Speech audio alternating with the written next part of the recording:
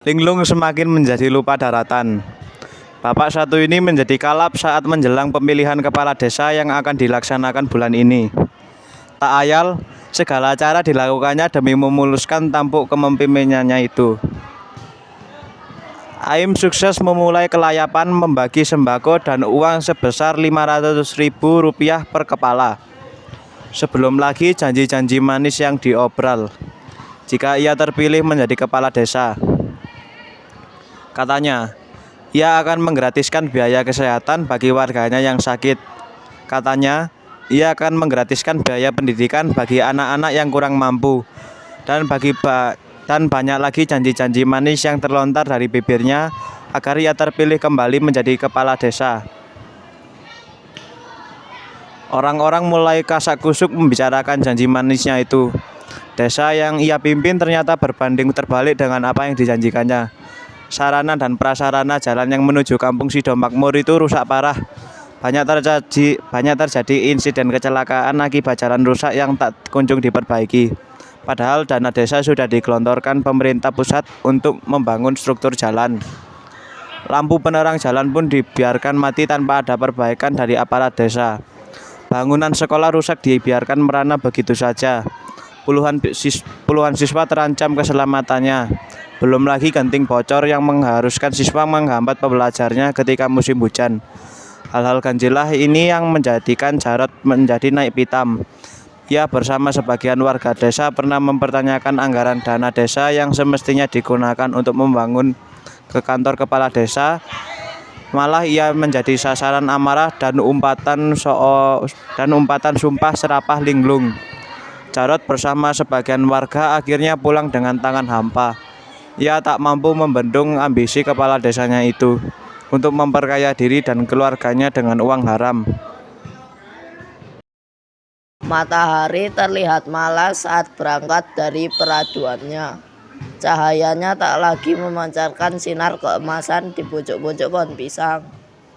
Burung-burung yang biasanya ramai menyebut pagi, kini nyaris tak terdengar cericitnya. Desa yang diapit oleh dua sungai besar itu tak ubahnya akan ditenggelamkan oleh ambisi kepala desa yang haus akan kekuasaan dan jabatan. Untuk membendung ambisi tersebut, sudah ada dua kandidat yang siap maju dalam perhelatan akbar ini. Ia adalah Jatmiko dan Suyatno. Dua calon kandidat kepala desa ini memiliki background pendidikan yang berbeda. Jatmiko pemuda desa yang pernah menjabat sebagai ketua BEM di salah satu perguruan tinggi negeri kota Palawan, adalah lulusan terbaik teknik sipil. Ia siap kembali ke kampung halamannya demi memajukan dan memakmurkan tanah kelahirannya. Suyatno pemuda desa dengan predikat cum laude dari salah satu perguruan tinggi negeri kota Semarang adalah lulusan sarjana agama. Ia juga turut andil dalam memajukan desanya yang telah lama ia tinggalkan. Harapan besar warga bertumbuh pada mereka berdua. Mereka menginginkan perubahan kepemimpinan desanya. Mereka tak ingin lagi dipimpin oleh pemimpin yang tidak memihak pada kepentingan umum. Mereka tak ingin lagi dipimpin oleh pemimpin yang hanya pandai bermain retorika di hadapan warga masyarakat. Gambar tiga calon kepala desa sudah menghiasi setiap gang di Kampung Sidomakmur. Gambar linglung sudah dipastikan yang paling banyak bertebaran di setiap RT.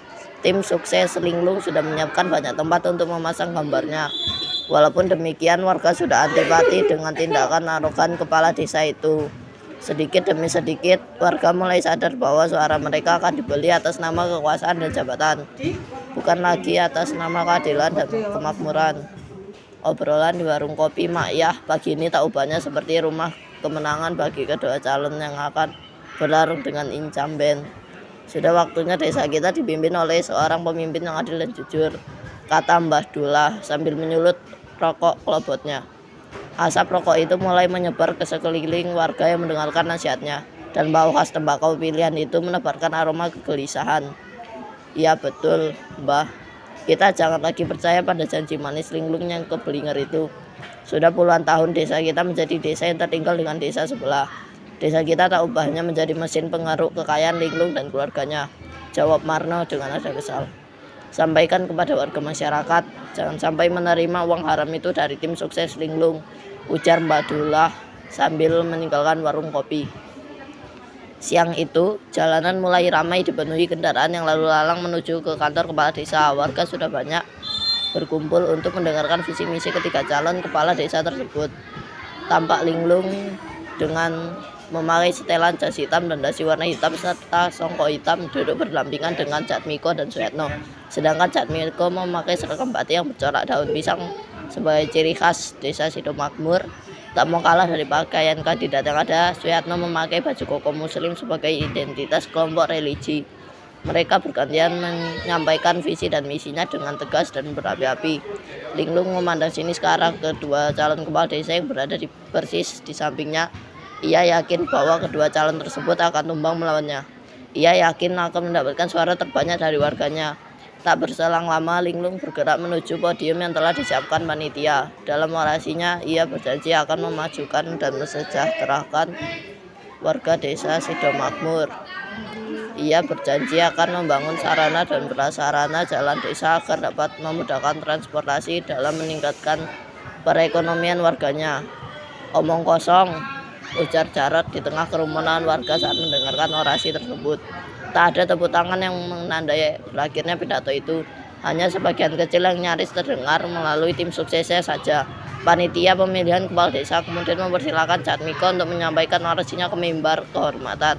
Dalam penyampaian visi dan misinya, Jatmiko memaparkan akan melakukan langkah konkret. Di antaranya ia akan menggunakan dana desa dan dana swadaya masyarakat dengan jujur dan adil demi kemakmuran dan kesejahteraan warga. Tuturnya dalam mengakhiri orasi siang itu, sedangkan Suyatno dalam penyampaian visi dan misinya itu berjanji ia akan melakukan perubahan yang lebih baik dari berbagai sektor dengan landasan keagamaan yang kuat. Tuturnya dalam acara yang dihadiri muspika, kecamatan, dan tokoh masyarakat setempat. Malam berkelayut di antara rimbun daun pisang. Suara alam terdengar lirih dari kejauhan. Binatang malam mulai beraktivitas dari tidur siangnya. Jalanan nampak lengang di beberapa sudut desa. Sesekali terlihat lompatan katak dan serangga malam di tepi jalan yang mulai merayap. Bulan redup di antara lampu jalan yang mati tanpa penerangan. Kabel listrik yang putus tak kunjung diperbaiki. Banyak lubang bertebaran menghiasi badan jalan. Aspal jalan pun dibiarkan mengelupas tanpa ada kepastian untuk diperbaiki. Orang-orang malas untuk keluar rumah pada malam hari karena minimnya penerangan dan jalan yang rusak. Dari kejauhan nampak sekelompok orang yang berkerumun untuk membagi tugasnya masing-masing. Orang suruhan Linglung sudah mulai bergerilya untuk mempengaruhi warga agar besok pagi mencoblos Linglung saat pergi ke tempat pemungutan suara atau TPS. Pecahan uang 100.000 dan 50.000 rupiah telah mereka siapkan.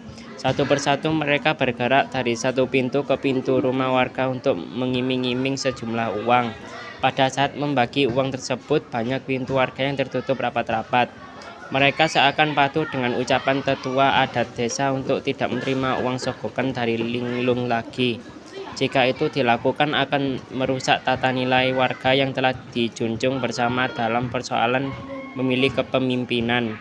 Bagi mereka, pemimpin adalah mereka yang harus dapat dijadikan panutan atau suri tauladan dalam mengaktualisasi nilai-nilai agama dan moralitas dalam kehidupannya.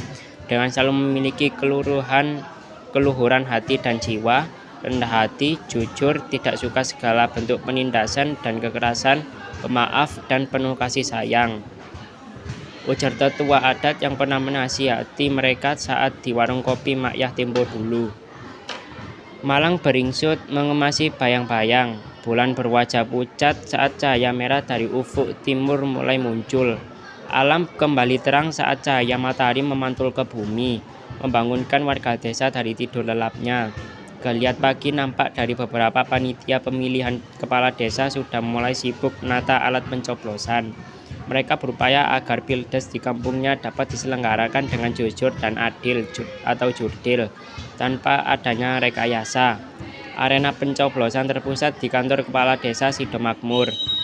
Setelah beberapa saat kemudian, warga terlihat berduyun-duyun menggunakan hak suaranya dengan cerdas ke tempat pemungutan suara. Antrean mengular lebih panjang saat siang hari. Mereka dengan sabar menggunakan hak suaranya tanpa dibeli oleh siapapun dan dari pihak manapun. Mereka menginginkan perubahan bukan ketimpangan. Mereka menginginkan persaudaraan bukan permusuhan. Dan mereka menginginkan kesejahteraan bukan kemelaratan. Bukankah amanat undang-undang menegaskan bahwa bumi, air, dan kekayaan alam yang terkandung di dalamnya dikuasai oleh negara dan dipergunakan sebesar-besarnya untuk kemakmuran rakyat? Begitulah seharusnya pemimpin mewujudkan kesejahteraan bersama, bukan kesejahteraan keluarga dan kroni-kroninya dalam menjabat nanti. Bayang matahari berdiri tegak lurus dengan benda yang berada di hadapannya. Pertanda separuh hari sudah dilewati. Dengan wajah tegang dan raut muka yang panik, Linglung mengikuti pemungutan suara hingga purna. Ia tak mengira perolehan suara yang didapat di luar ekspektasinya. Pikirannya kalut saat memandang papan perolehan suara tersebut. Terlintas dalam ingatannya dana yang dikucurkan untuk kemenangan Pilpres tak main-main. Hampir 1 miliar lebih yang diberikan ke tim suksesnya. Kemana suara tersebut? Ujarnya dalam hati, sehingga menggelapkan pikiran dan mata batinnya. Suara-suara misterius itu selalu berkecamuk di bawah alam sadarnya. Suara-suara itu berdesak keras menghantam sampai ke ubun-ubun kepalanya. Kemana suara-suara itu? Kemana uang-uangku? Kemana? Sambil berteriak histeris dan merobohkan papan pemungutan suara. Matanya merah saga, siap membakar mereka yang berani menghalang-halanginya. Suasana pemungutan suara berubah menjadi carut-marut. Orang-orang berhamburan keluar untuk menghindari amukan Linglung. Beberapa tim keamanan dari Polsek dan Hansip berupaya mengendalikan suasana. Amukan Linglung semakin menjadi-jadi saat diamankan. Beberapa kursi dihamburkan ke udara karena ulahnya. Matanya merah memandang tim suksesnya yang telah berkhianat. Ia melompati beberapa kursi dan mengejar tim suksesnya sampai di tengah jalan. Suasana semakin tidak menentu. Orang-orang kembali berlarian untuk menyelamatkan diri dari amukannya. Linglung benar-benar gelap. Ia tak mampu mengendalikan dirinya. Ia tak mengenali siapa dirinya. Ia benar-benar linglung atas ambisi jabatan dan kekuasaan yang dikejarnya. Tak berapa lama tubuhnya sempoyangan dan jatuh terjerembab di jalan yang penuh lubang.